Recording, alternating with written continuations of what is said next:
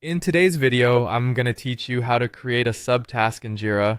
This can be extremely useful when you're managing a larger project and need to break down tasks into smaller, more manageable parts. The process we're going to cover is straightforward, so let's dive in and get started. First, open Jira in Chrome or whichever browser you prefer to use and log into your account. Once you're logged in, your dashboard will be your starting point. From here, you'll be able to easily navigate through your projects and issues. The dashboard acts as your control center, giving you a comprehensive view of everything at a glance, and will be instrumental as you begin organizing and managing your tasks. Now, locate the main issue or ticket to which you want to add a subtask.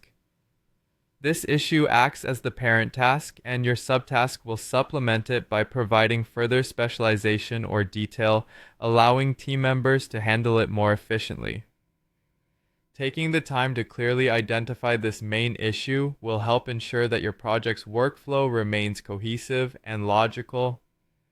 Once you've opened the issue, take a moment to look around. Depending on your Jira layout, you might already see a button labeled Create Subtask directly beneath the issue details. If you do, you're in luck and you can simply click that button to proceed. However, if you don't see it right away, don't worry. Simply find the More option, often denoted by 3 dots, and click on it. A drop-down menu will appear where you'll select Create Subtask. This More option tends to house many extra features, so it's a good resource to remember for future use as well. Now that you're on the subtask creation page, it's time to input the essential details. Start by providing a clear and concise summary or title for the subtask. This is key to ensuring that anyone who reads it can immediately grasp what the subtask entails. You might think of it as a headline that captures the primary action or outcome. A well-written summary can make a world of difference in understanding the task's importance at a glance. After giving your subtask a fitting title, you can add more information if needed. This might include a more detailed description, which helps clarify any specifics about the task. You'll also have the option to assign the subtask to a team member best suited for it. Additionally, you might want to set a priority level or a due date, both of which can help in organizing and tracking the progress of the task within the larger project scope.